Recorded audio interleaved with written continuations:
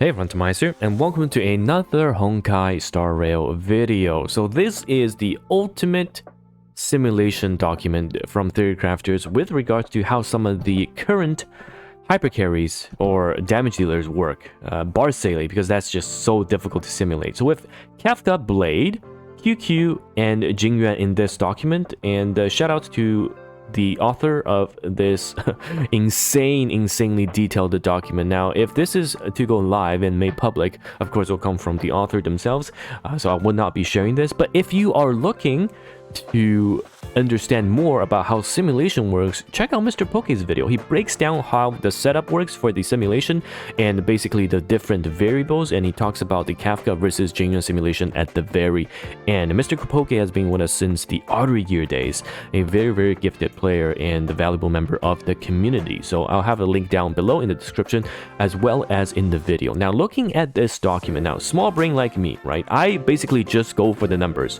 but it's very interesting because not only are we going to see the simulation numbers, we get to see how the turn order works, and most importantly, this is a team simulation. And no longer are we testing units in a vacuum without their signature cone, right? This is with their optimal setups and how things look. And we can see. Now, you know what? Let's just give the end results and we'll go over kind of the breakdown after. So Kafka sample simulation is outputting about 3.5 million damage in memory chaos 10. And Blade's combination with Bronya push and a speed-tuned Blade Bronya team composition pushes around the same amount. This is 3.58 million. QQE6 on the other hand is pushing 2.8 million, whereas Jingyuan team with the Asta and Tingyun is pushing 2.2 million, and then the Kafka Asta Tingyun is 2.7 million. Now I'll break down the stats of how things work, but again, I'm going to only brush the surface because otherwise this is going to be a 20-minute video. So if you are looking for more detailed breakdown on the simulation, or if you want to do these sim sheets yourself, head on towards Poke or Grimro's Min-Max Society Discord to learn more. So looking at Kafka, so basically the rules are very simple, right? It's going to be basically 24 fluid subs, which means 24 stats that I can add and spread around with the liquid subs and fixed subs. So this is to kind of level the play field, as not everyone is going to roll the perfect gear with all of the stats, for example, for Kafka going into attack percentage as well as speed. It just doesn't happen like that, right? So to level the playing field, it's going to be, fluid subs that you can distribute ideally to, the main important stats, and then fixed subs that will roll on the gear that basically that you can control, because not everyone's lucky as some of the Kafkas I've seen. But looking at the subs total, right, this is running attack percentage chest with speed boots. You're going to get about a 52.6 speed, which is actually quite a lot, right? If you're going to get 52.6 speed, you're going to sit at about 150 speed. That is pre your signature cone buff kick in. So right, it's going to be 152.6, and post buff after your signature cone, you're going to sit at 167, which is really high. On top of that, you get a massive attack at 4.3 thousand attack. Now in the Kafka sample team, you also have a sample that is at 154 speed and the 3.5 attack with effect hit rate and also dot bonus damage. That's most likely from Kafka. Now Kafka is on 4-piece lightning set as well as space ceiling station, offering more of her attacks. So remember guys, this is final stats, right? This is final stats in game, all right? Not when you open up the character menu, but final stats when we're going into it. So that's one thing to look at, because you're gonna see this 4.3k attack and 167 speed. It's like, what the hell? no way. So this is the final stats, okay? And if you look at the other two team members, they chose Pela, and Pela is just a godlike 4-star. And then you're having Locha as the solo sustain, one at 144 speed and the other at 145 speed. Pela is on the before tutorial mission starts, and Fleet of the Ageless, and Locha is also on Fleet of the Ageless and multiplication light cone. Now again, this is really strong at 3.54, right? 3.54 million damage, which is just slightly below Blade's 3.58 million. Now Blade's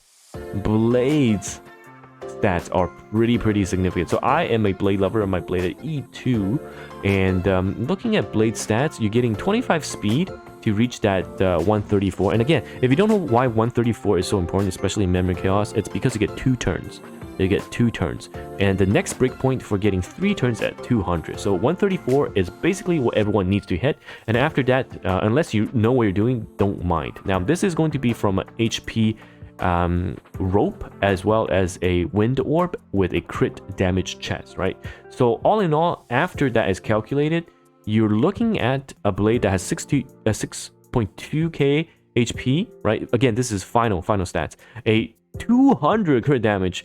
But if you look at the previous breakdown, the 200, don't count that because main plus relic gives 30, and the 30% is from the 3 keel sets from the broken keel from the supports. Okay, so you're probably not going to run all 3 keel on the supports.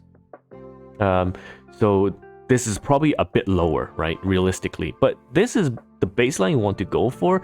A lot of HP, good speed to at least break the important speed, the very important speed stat line, and then you want to have crit damage.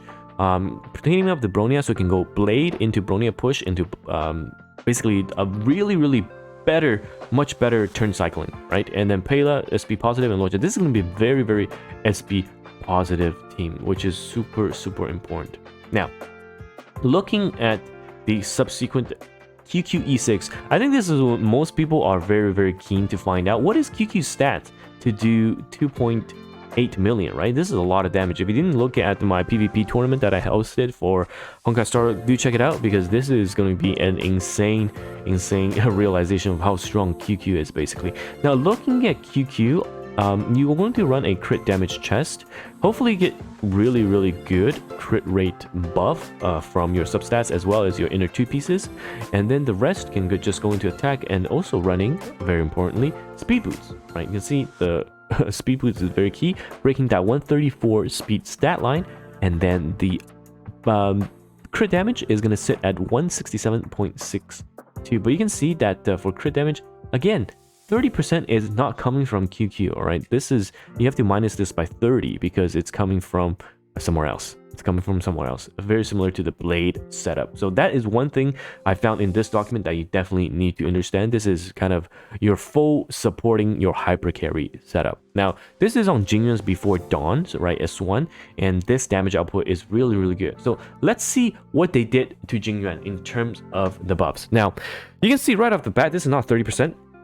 And the reason why is because Tingyun has to run Vonk, right? Tingyun has to run Vonk with max effective energy rope regeneration to help with her cycling. So this is 20%, which will be the same in the Kafka setup. This will be the same. You're running, again, not speed boots. Now, this is very interesting because I thought we were told we have to run speed boots. No, that is no longer the case. This new way of playing Jingyuan is actually go attack boots and then get speed buff from Asta. Alright, you can either use Bronia push or you do Asta. Asta's speed buff is so valuable, allowing you to convert basically Asta's ult into a massive attack boost. Because since you don't need to run speed boots, you can run the attack boots, right? So you can see for the attack, he's getting a whopping 86.4%. Right, on top of that, a 28% from traces and external stuff adding up together to 254%. So Jingyuan's stats are quite beefed up. Then this is 10-10-10 Jingyuan. So in the simulation, you're looking at 165, and this is on the basis that the Asta's talent as well as the ult will be up the entire time, right?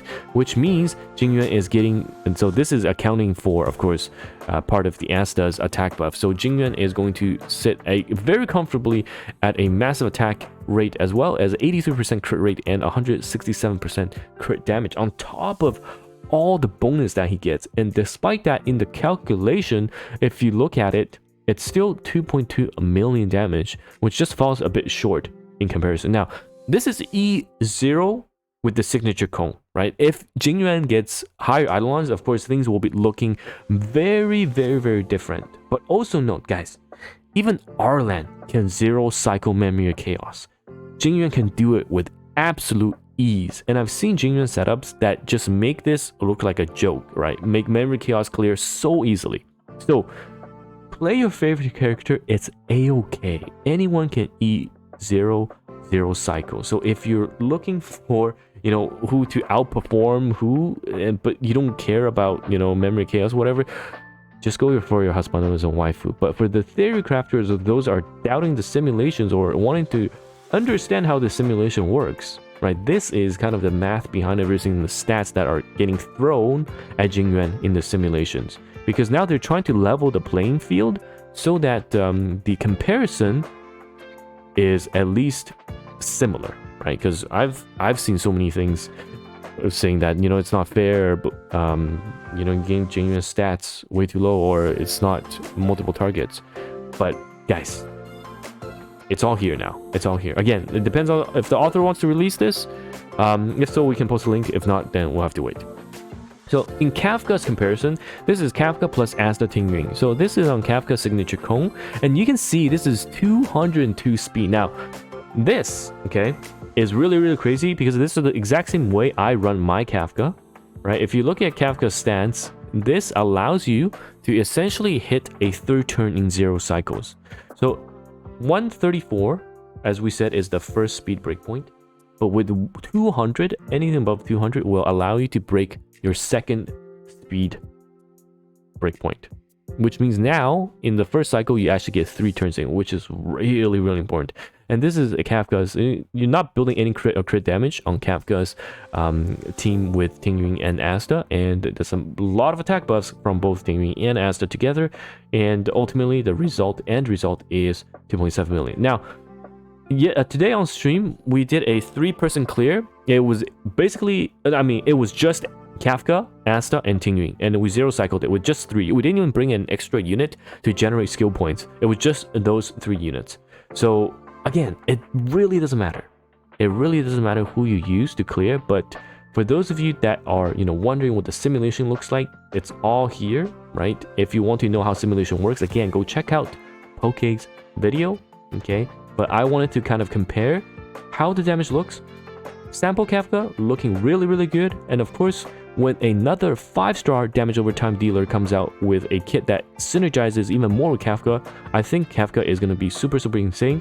Blade looking super good, probably even going to be better if we replace Blade with Lynx that is coming up. Sorry, replace Alocha with Lynx. So Blade can improve. QQ, the god, I don't know how she's going to improve, but with Fushan and Silver Wolf, Mono Quantum Dream is alive.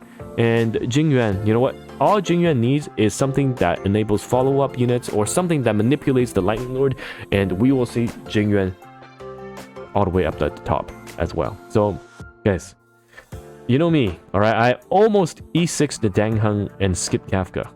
But I'm glad that's not the case because I enjoy the game a lot more playing with my top-tier waifus. These stats are great to look at. It gives us something to work towards to understanding the stats, understanding which main stats we're going for, and understanding the teammates' compositions and what they should be building. But all in all, it's just a game, guys. Enjoy. All right, but here are the numbers if you're interested, and here's the math behind it, so it's not just math numbers out of my butt. So yeah, let me know who you enjoy playing with. Maybe you're an Arlan lover, right? Maybe a physical MC lover. Who knows? But until next time, it's TimaeuSS here, and I'll see you guys in the next video. Goodbye now.